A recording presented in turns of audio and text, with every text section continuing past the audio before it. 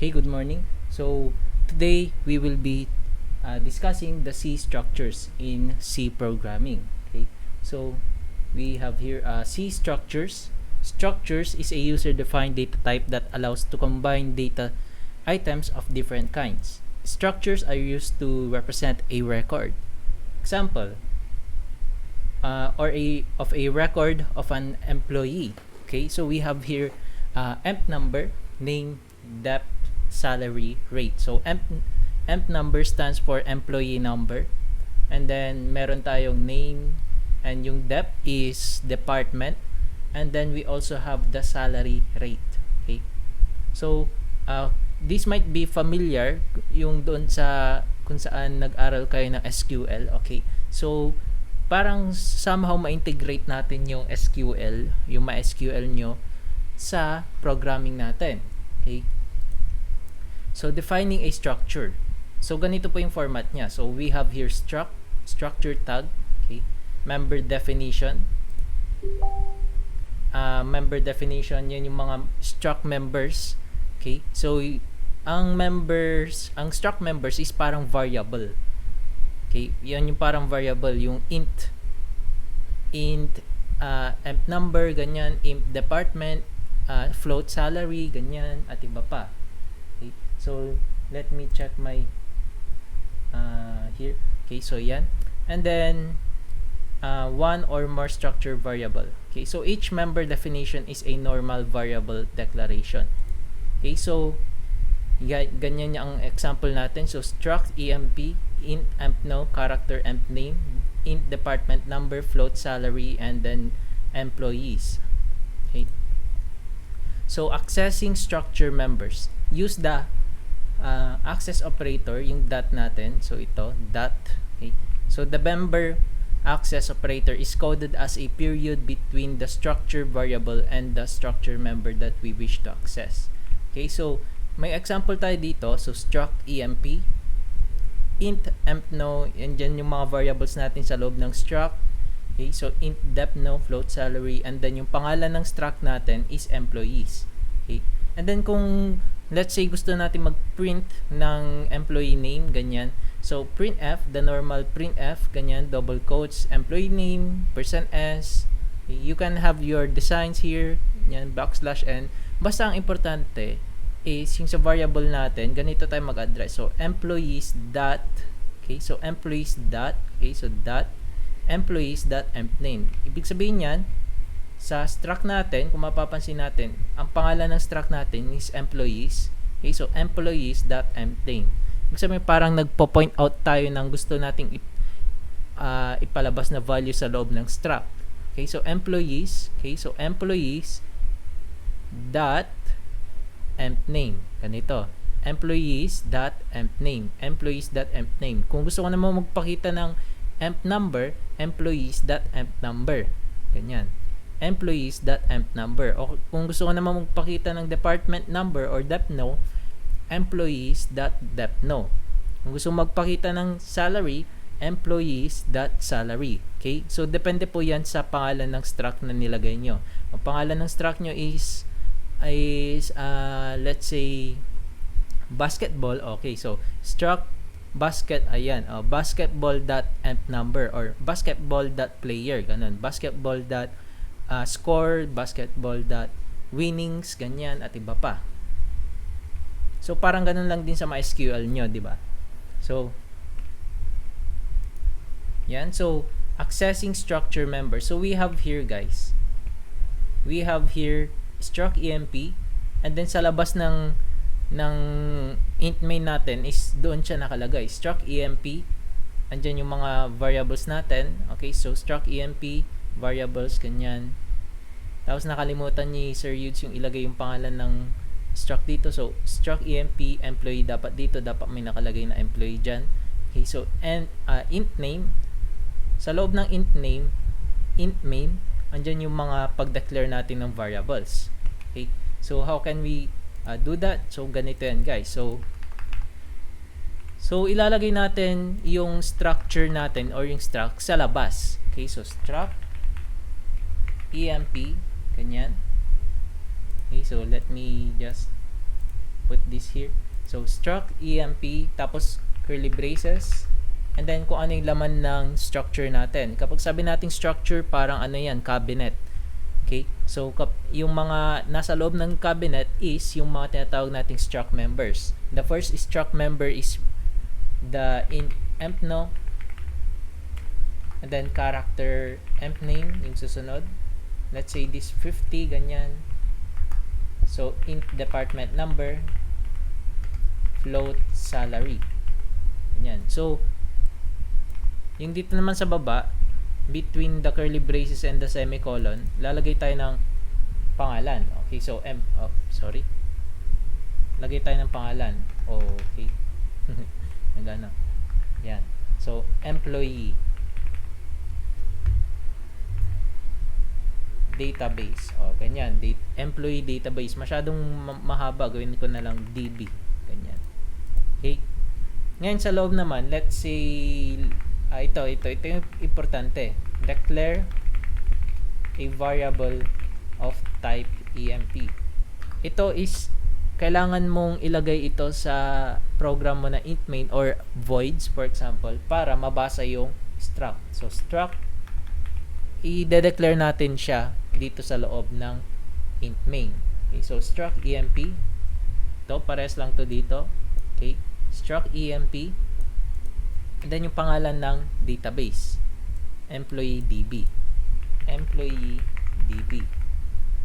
So, next naman, mag-assign na tayo ng values. Assign values to struct members. So, ganito po mag-assign na. Hindi po yung ganito, hindi po siya ganito, like simple ganyan. Emp no is equals to 111. Hindi po. Okay? Ang tandaan guys, yung variable natin na emp no is nasa loob ng struct. So, yung struct natin is may pangalan na employee DB. So, ang gagawin natin, hindi kasi gagana yung ganyan, ang gagawin natin, saan natin siya ilalagay? Sa anong database? Kay employee DB, di ba? Okay? So, employee DB dot, tapos saan natin siya ilalagay? Kay emp no. Emp no. Ganyan. Okay? So, ganyan po siya. Next naman, ito, may something din kasi dito sa characters kung paano tayo maglagay. Okay? So, hindi po kasi pwede rin yung ganito, yung employee db dot emp name, ganyan. Let's say Juan de la Cruz. Hindi po, mali po yung ganito, okay? So, mali po yung ganyan. Hindi po pwede yung ganyan. So, do note na we are dealing with struct. Okay? Ang naglalagay tayo ng pangalan na Juan de la Cruz sa variable na emp name, pero si emp name is nasa loob ng struct. So, ang gagawin natin dyan, hindi po pwede yung ganyan. Ganito, is strcpy string copy, yan, employee.empname, comma, Juan de la Cruz. Okay?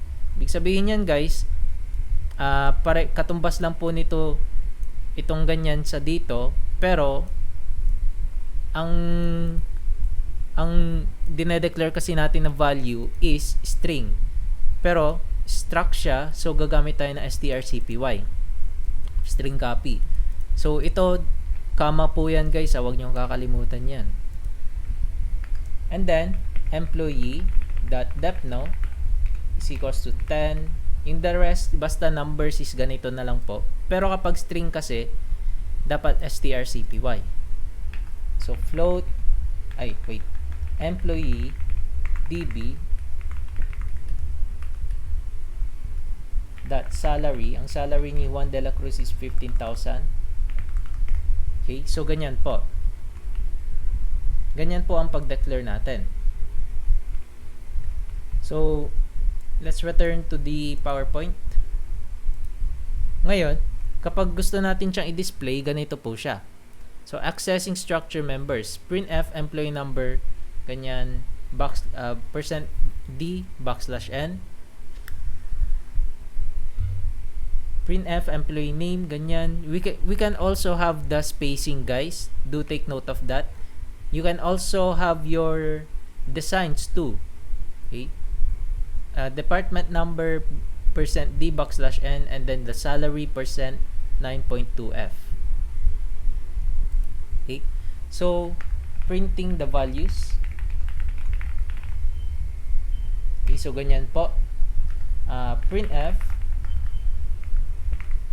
employee name percent S backslash N. Ang gusto natin pakita is si employee name. So, paano natin siya papakita? Ay, si ano pala? Tama, okay na yan. Sige. So, paano natin siya ipapakita? So, ganito. Employee.empname. And then, yung next naman, employee number percent D. Ang data type ng employee number natin is int, therefore, percent D siya.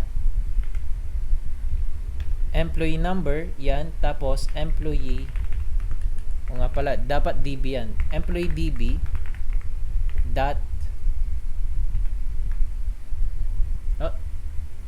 okay. So, employee DB dot empno. Yan. So, printf again, employee depno percent D backslash N din dapat dito, employee DB dot depno, and then yung susunod is printf employee salary percent .2F backslash N, employee DB dot salary.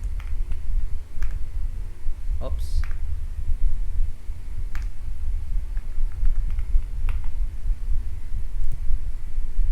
Yan. So, testing natin.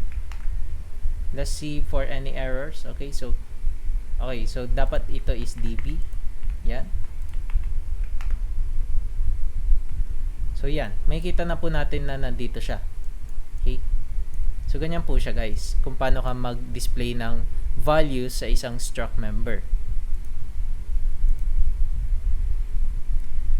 Okay, so we also have here structure as function arguments. So, ganito po yan, guys. So, printf employee number, dito void print emp, ganyan, struct emp. So, yung may na-discuss ako sa inyo na yung function arguments, that is actually this one, okay? Which is i-demonstrate ko po para sa inyo.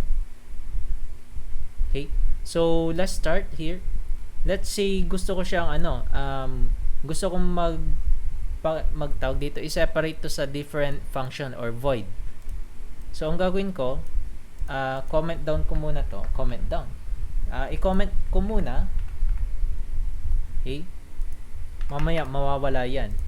Dito sa baba, gagawa ko ng, dito sa taas, magde-declare ako ng function. Okay? So, void display emp. And then sa baba, after natin ma-declare, or rather, after natin ma-assign yung values, ang gagawin natin is call by reference tayo. So, ito, ika-copy paste lang natin to dito sa baba. Tapos, sulat natin yung pangalan ng database natin sa loob ng parenthesis, which is employee DB ang pangalan. So, copy, paste. So, second step is done. Next naman, ang gagawin natin, since we are talking about functions rather serves as your second program. Okay? So, dito sa baba ng bracket, dito po sa baba ng bracket, yan, lalagyan ko ng void display emp. Ano ba yan? Display emp. Tama. Yan. Tapos, curly braces.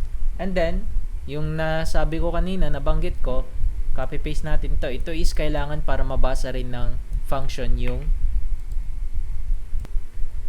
So copy natin to and then i-paste natin siya dito sa loob. Okay? Alisin natin yung close open parenthesis. And then ang next na gagawin natin is alisin ko yung comments. Yan, para hindi lang kayo malito. And cut din natin to, lagay natin dito sa loob. So ang function ng ano guys, ng void na yan is to display, okay? Is to display.